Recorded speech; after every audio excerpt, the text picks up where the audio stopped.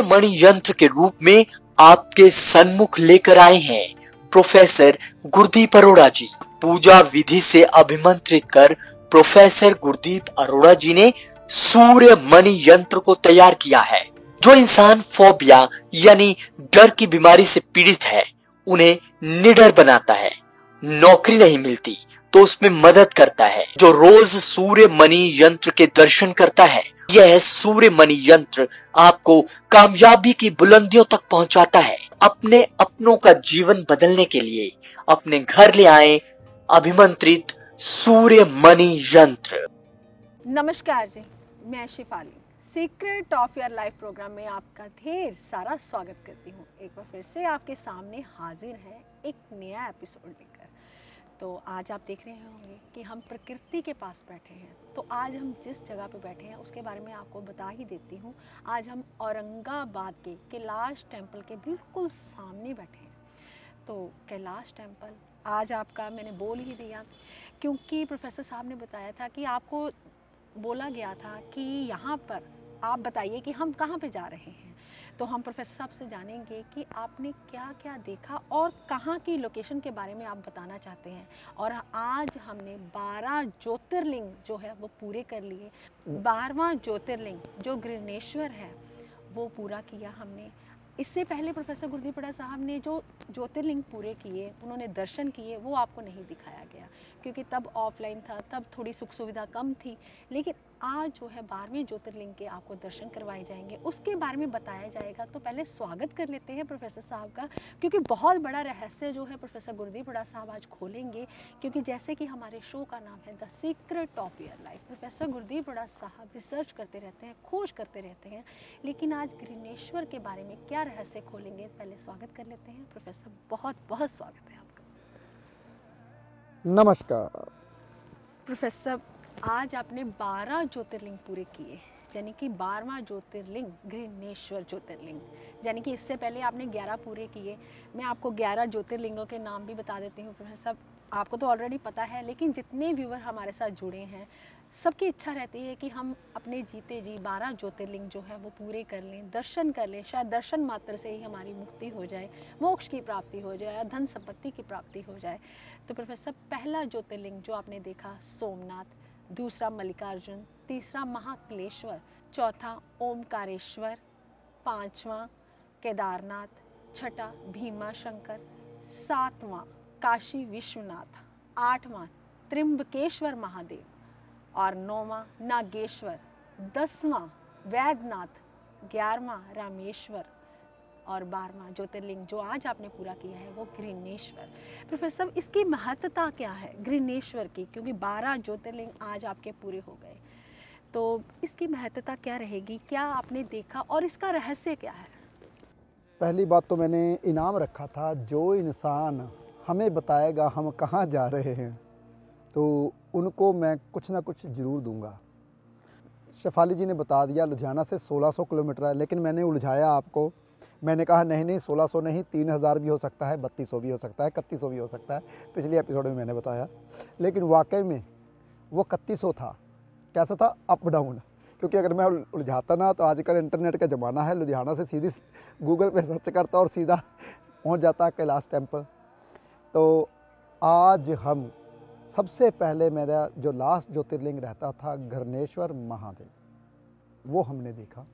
उसके पास ही कैलाश टेम्पल था जो कि हज़ारों सालों से यहाँ पे बसा हुआ है। पूरी दुनिया आती है। मैंने पिछले एपिसोड में आप सबको दिखाया और मैंने पिछले एपिसोड में आपको ये भी बताया कि मैं गृहनेश्वर महादेव लास्ट ज्योतिर्लिंग में जा रहा हूँ।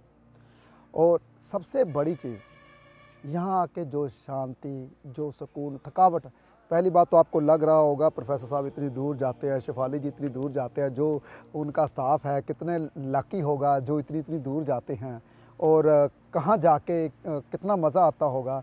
दिखने में बहुत मज़ा आता है, ये बात सही है, लेकिन 2 दिन का ट्रैवल, 2.5 दिन, शेफाली 2.5 दिन लगे हमको यहाँ आते हुए। जी बिल्कुल, हमको आते हुए यहाँ 2.5 दिन लगे।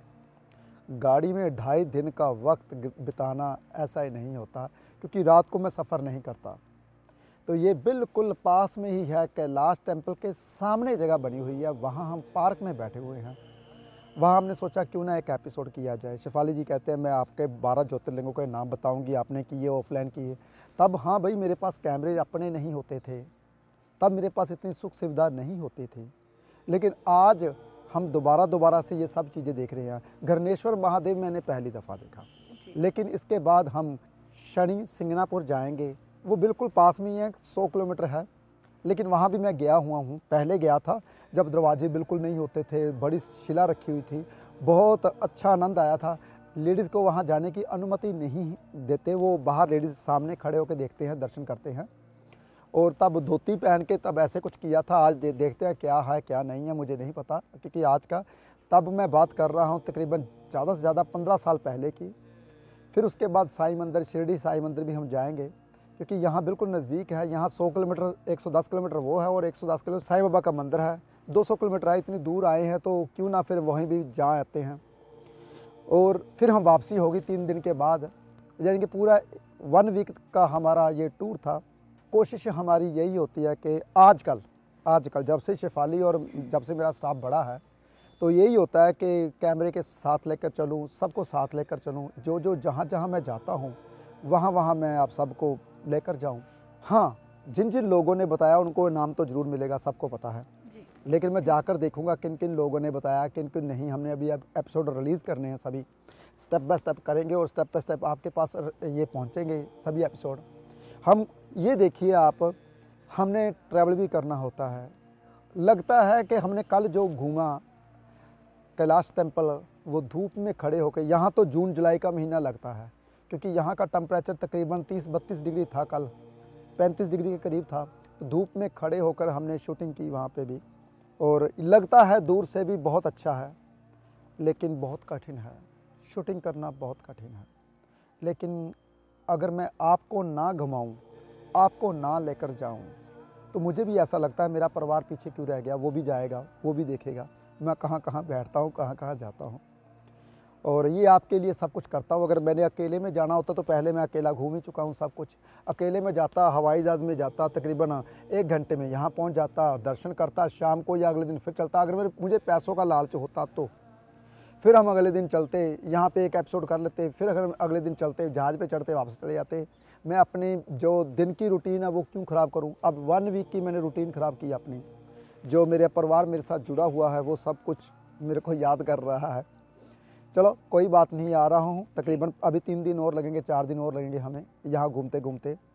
रही बात, शेफाली जी ने पूछा घरणेश्वर महादेव की क्या महिमा है, हमें बताइए, आप यहाँ आए, इसके बारे में कुछ बताइए। जो महिमा है, जिनके यहाँ औलाद नहीं होती, जिनके यहाँ बच्चा पैदा नहीं होता, घर में चहचहा नहीं होती, घर में खुशियाँ नहीं आती, मंगल कार्य नहीं होते, वो यहाँ आकर दर्शन दे तो खुशियाँ आनी शुरू हो जाती हैं। और सबसे बड़ी बात, वंश वृद्धि तो यहीं पे ही होती है, लास्ट ज्योतिर्लिंग पे। वंश वृद्धि कैसे होती है? जब हमारा बच्चा होगा, नाम, कुल का नाम कैसे होता है? आपका जब बच्चा हो जाए तभी कुल का नाम होता है, नहीं तो बंदे आते हैं जाते हैं, आते हैं जाते हैं। मैंने पहले भी बताया, मुझे 7 पुश्तों का नाम याद है।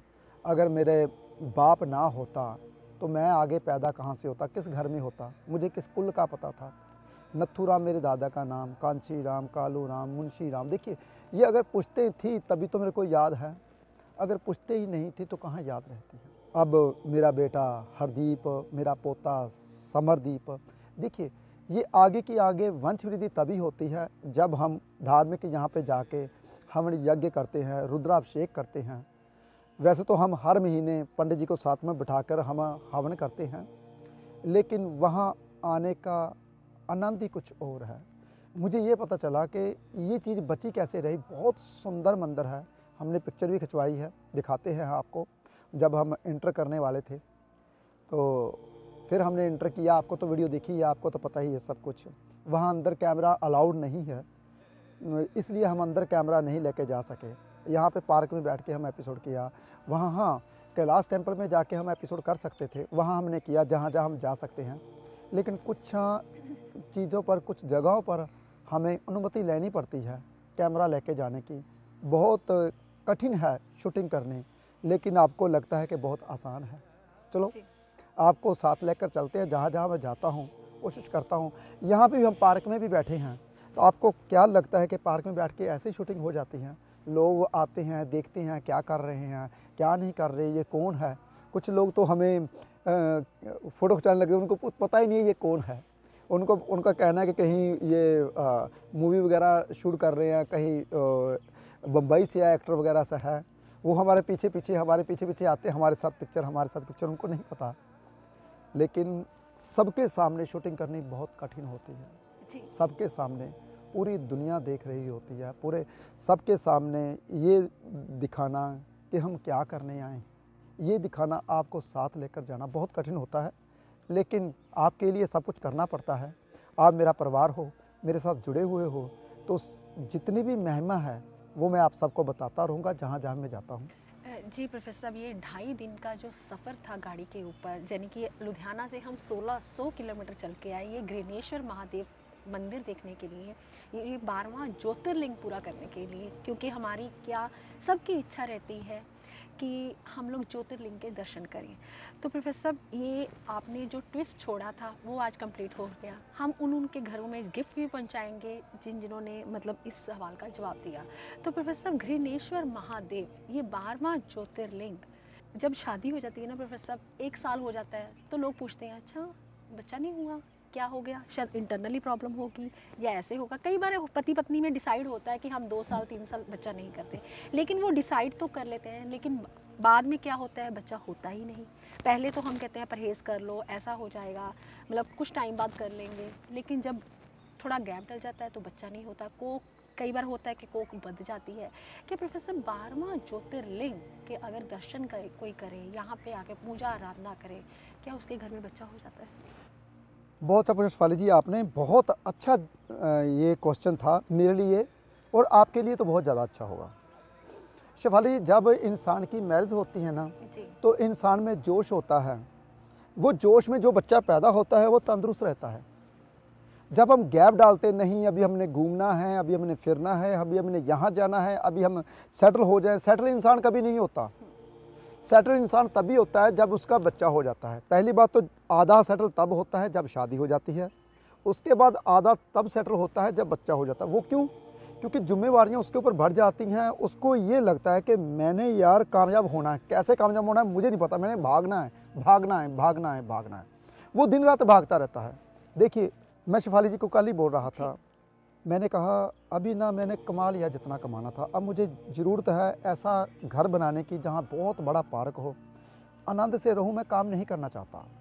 मैंने कहा शायद मैंने जो 15 साल पहले बोला वो पूरा हो रहा है, मेरा मन उखड़ रहा है, मैं काम नहीं करना चाहता। बस साहब बहुत भाग लिया, लेकिन फिर भी ऐसे लगता है यार नहीं, अगर मुझे तो नहीं चाहिए, लेकिन आप लोगों को चाहिए ये ज्ञान जो भगवान मेरे को देता रहता है। ये नहीं कि मेरे भीतर बहुत ज्ञान है, मैं बाबा हूँ, ऐसा कुछ नहीं है। मैं आपकी तरह इंसान हूँ। बस ये है कि पूरा दुनिया घूम के आया हूँ, ये पता चला कि क्या है दुनिया में, क्या है शिव, क्या है भोले बाबा। जब मैं पहले ज्योतिर्लिंग में गया था तो मुझे तब इतना ज़्यादा पता नहीं था कि भगवान क्या चीज़ है। फिर धीरे धीरे जैसे उम्र बढ़ती गई, मंदिरों के बारे में समझ आनी शुरू हो गई। ये क्यों बनाए जाते थे पुराने मंदिर, ऐसे क्यों बनाए जाते थे, जो इतने पुराने मंदिर बने हुए हैं, ऐसी ऐसी मूर्तियाँ क्यों बनाई जाती थी जो कि बिल्कुल ही नग्न मूर्तियाँ बनाई जाती थी पुराने मंदिरों में। खुजारों का मंदिर जो है, तो ऐसी मूर्तियाँ यहाँ पे भी हैं, ऐसी क्यों बनाई जाती थी। अब समझ आया यार ये चीज़ें ऐसी क्यों बनाई जाती थी। अब समझ आया एक राजा के 100 बच्चे कैसे होते थे। अब समझ आया कि यार एक राजा 35,000 साल तक राज कैसे करता था। पहले इन चीज़ों के बारे में पता ही नहीं था। पहले मैं भी बस ऐसे आम इंसान की तरह जाता था, देखता था, हाँ होंगे कभी। विश्वास तभी हमारा उठ चुका है क्योंकि कोई भी इंसान हिंदू धर्म के बारे में, किसी भी धर्म के बारे में विस्तार से बताता ही नहीं। कोई भी इंसान, या तो वो बता होगी नॉलेज, जिसको नॉलेज है उसके पास कैमरा नहीं है, जिसके पास कैमरा है भगवान उसको नॉलेज नहीं देता। मेरे जैसे के पास पैसा है, कैमरा है, सब कुछ है, मैं घूम घूम के नॉलेज लेता हूँ। देखिए, और जहाँ जाना पड़ता है मुझे वहाँ से नॉलेज मिलती है। इसलिए पता चला कि यार ये मूर्तियाँ कैसे बनती थी। अब अवस्था कुछ ऐसी आ गई है कि बस पता चल जाता है कि भगवान क्या चीज़ है, हम कहाँ जा रहे हैं। हाँ, जो उस इंसान की, चलो मेरा लैंड से भटक जाता हूँ, मैं पता नहीं भोले शंकर के रंग में रंग जाता हूँ जब मैं बातें करता हूँ अंदर की, जब मेरे अंदर से बातें आती हैं भगवान की, तो पता नहीं क्या हो जाता है, मेरी बातें आगे की आगे चली जाती हैं। चलो बातें फिर मैं वहीं पे जाता हूँ, शेफाली जी के क्वेश्चन पे। जो इंसान की शादी होती है पहले साल में ही बच्चा ले लेना चाहिए हमेशा, अगर ज़िंदगी में तरक्की करना चाहते हो। जो इंसान तरक्की करता है, हम हनीमून पे जा रहे हैं, अरे भाई हनीमून में जाना चाहते हो ना, तो ऐसे धर्म स्थान पे जाइए जो प्राचीन हो, जहाँ पे हमारे सभी ऋषियों मुनियों ने भक्ति की। वहाँ पे जाइए, वहाँ से अपना वंश लेकर आइए, वहाँ पे जाइए, अपनी खुशियाँ लेकर आइए। तो फिर ये भी तो कहते हैं ना, भगवान के पास जाते हो तो सबसे बड़ा हनीमून और कोई नहीं होता दुनिया में, क्योंकि संस्कारी बच्चा होता है जो आपके वंश को संभालता है, नाम पैदा करता है। देखिए, क्या पता मेरी माँ ने कौन से पुण्य किए होंगे जो मैं इतने धार्मिक ग्रंथ पढ़ता हूँ, इतने धर्म जगहों पर जाता हूँ, क्या पता कौन से पुण्य किए होंगे जो कि मैं ऐसा निकला। तो मेरा बच्चा भी ऐसा निकला, वो भी कहीं नहीं बाहर जाता, वो अपने किताबों में लगा रहता है, ग्रंथों में लगा रहता है। आगे मेरा पोता क्या पता कैसा होगा, वो उसकी, मेरे बेटे के कर्म है कि वो कैसा करेगा, या मेरी वाइफ के कर्म है वो कैसा करेगी, उसका पोता कुछ भी कैसे भी। लेकिन हम तो यही चाहते हैं कि क्या पता पिछले से पिछले मेरी माँ या मेरा दादा या मेरा परदादे के कैसे कर्म होंगे कि हम ऐसी चीज़ें देखते हैं। इसीलिए क्या पता वो जब बच्चे लेने के लिए किसके पास गई होगी, कौन से धार्मिक ग्रंथ के पास माथा टेका होगा, कौन से मंदिर में माथा टेका होगा। तो ऐसे जाना चाहिए आपको। जोश में जो बच्चा पैदा होता है, बहुत ध्यान से सुनिए, उसको कभी कोई बीमारी नहीं लगती। और जोश कैसे होता है, जब इंसान की शादी होती है तभी 1-2 साल में जोश होता है, उसके बाद जोश धीरे धीरे चलो बता ही देता हूँ। अगर आपका बच्चा 20 से 25 साल की उम्र में पैदा हुआ, जब आपकी 20 से 25 साल उम्र है, तो आपका बेटा होगा जोश वाला, एनर्जी वाला, बॉडी बिल्डर, गेम भागने वाला, एनर्जी वाला। 25 से 30 साल की उम्र में जितने बच्चे होंगे, हाँ गेमर हो जाते हैं, ये ऐसा नहीं कि गेम नहीं होते, लेकिन उनका नाम बहुत कम हो जाता है। और 30 से 35 साल की उम्र में बच्चे बस अपने आप में लगने वाले, अपने कमरे में बैठ के कंप्यूटर में पढ़ने वाले, बस दूसरों को कम बुलाने वाले, माँ बाप का कम ध्यान रखने वाले। 35 से 40 साल की उम्र में बच्चा पैदा होता है तो थोड़ा ढीला मसा होता है, उनको डॉक्टर के पास बार बार लेकर जाना पड़ता है, वो इतना ज़्यादा तंदुरुस्त नहीं हो पाता। और 40 से 45 साल तक उसको बच्चा संभालते ही रहता है, अरे भाई ठंडी ना लग जाए, ये ना हो जाए, ये ना हो जाए, उसका पैर के ऊपर ध्यान रखना पड़ता है। और 45 से 50 साल की उम्र में जो बच्चा पैदा होता है, तो बस फिर तो बच्चे के पीछे ही रहो आप, वो बच्चा तंदुरुस्त नहीं हो पाता, क्योंकि जोश आपका ख़त्म हो चुका था तब तक। जैसे आपका जोश रहेगा वैसा बच्चा पैदा होगा। ये मैंने रहस्य बताया क्योंकि मेरे अंदर से रहस्य पैदा होते रहते हैं, अंदर से निकलते रहते हैं। इसलिए कभी भी ज़िंदगी में ये मत कीजिए कि हम पहले ये काम कर ले तभी बच्चा पैदा करेंगे, हम ये काम कर ले तभी बच्चा पैदा करेंगे। ऐसा नहीं करना चाहिए, क्योंकि आपके माँ बाप के भी कुछ, कहते हैं ना, खुशियाँ होती हैं।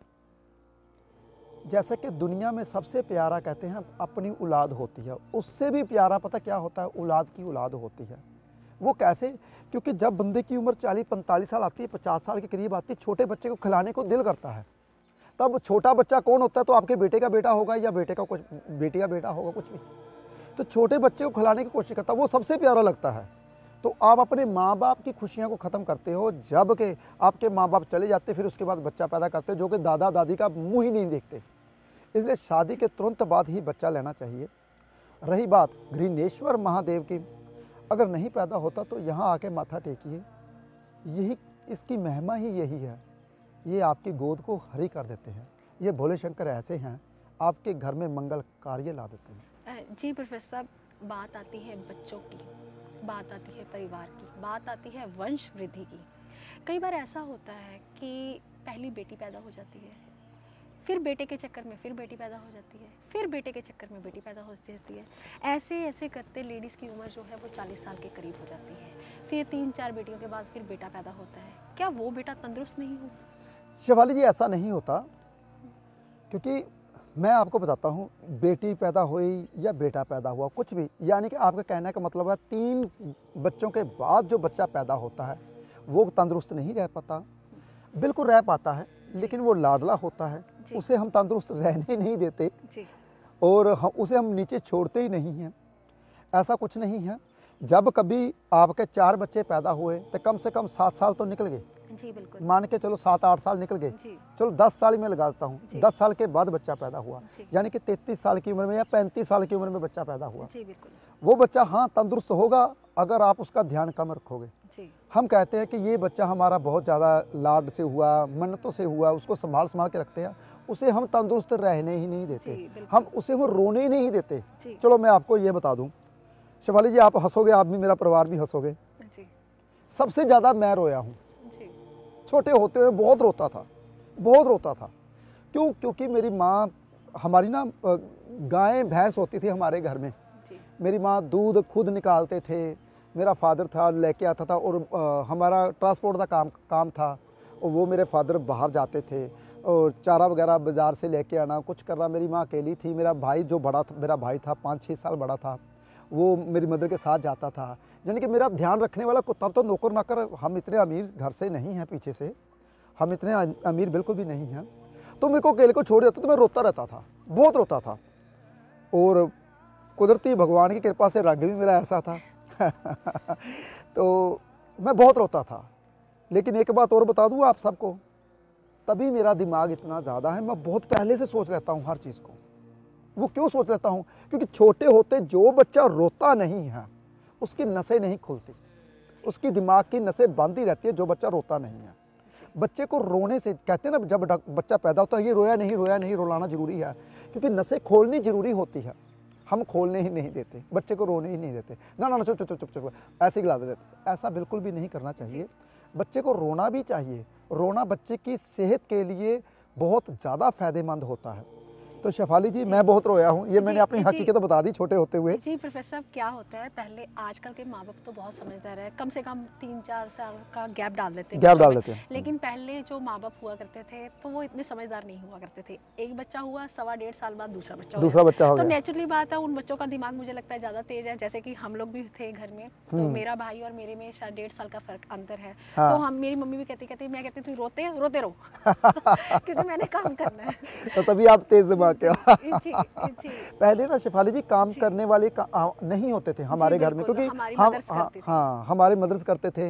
मेरा भाई था, वो बड़ी मेहनत की, मेरे भाई ने भी।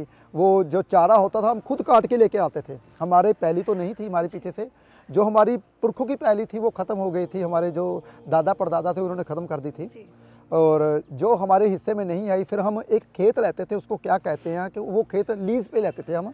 उस पर जो चारा उगता था, उस चारे को 6 महीने के लिए काटते, तो कुछ ऐसा होता था, मुझे अभी तक याद है।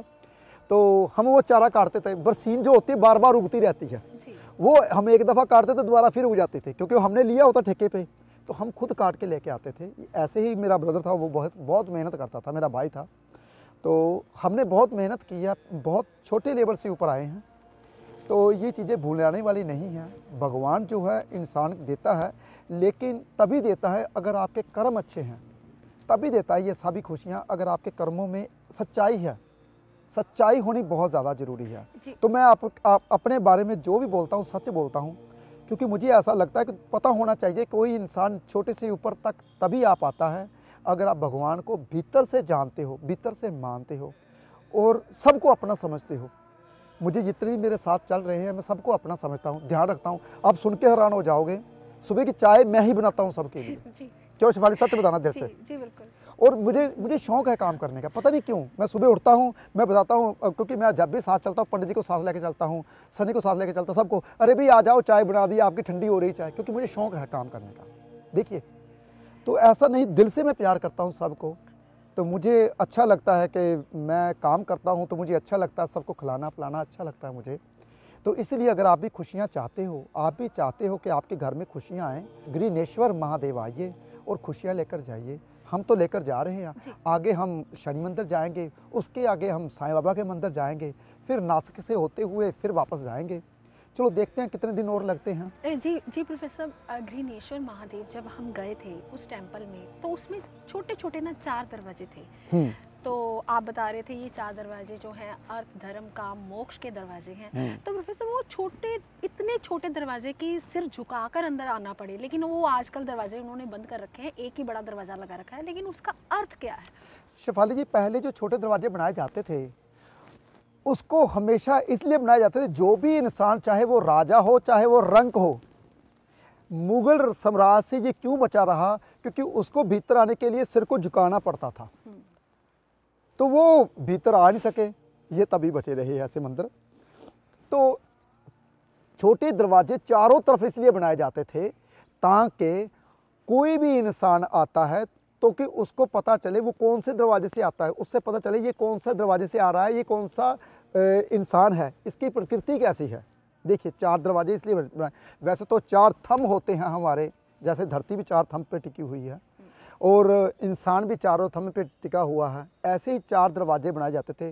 पूर्व, पश्चिम, उत्तर, दक्षिण, चारों दरवाजे बनाए जाते थे। जैसे कि हम कहते हैं कि हमारा जो दक्षिण द्वार है वो पितरों का द्वार है, जो हमारा उत्तर द्वार है वो देवताओं का है, ऐसे ही हमारे जो चारों दरवाजे बनाए जाते। पुराने जो मंदिर थे ना, मैंने शेफाली जी को बताया, मैंने कहा देखिए शेफाली जी, यहाँ पे किचन बनाई जाती है, कितना वास्तु का ध्यान रखा जाता है। देखिए ईस्ट की ओर ध्यान रखा जाता है। जैसे कि शिव की हम प्रकृता माथा टेकते थे तो हमारा जो फेस था वो वेस्ट की ओर था, जब हम विष्णु भगवान को माथा टेकते तो हमारा फेस ईस्ट की ओर आता है। देखिए तो वेस्ट की फेस क्यों? क्योंकि वो काल के देवता हैं। देखिए कितनी बड़ी बातें थी, कोई भी मंदिर में जाते तो कितना कुछ सीखने को मिलता है हमें, लेकिन हम सीखते नहीं हैं, सिर्फ देख के भाग के चले जाते हैं।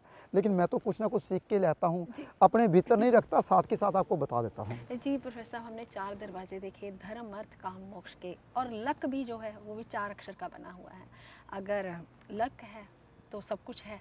कहते हैं कि अगर कर्म करके हम अपना भाग्य बनाते हैं जो वो ज़्यादा बढ़िया है, लेकिन अगर भाग्य हमारा साथ देता है, लक हमारा साथ देता है, तो हम तरक्की की ओर भागते चले जाते हैं।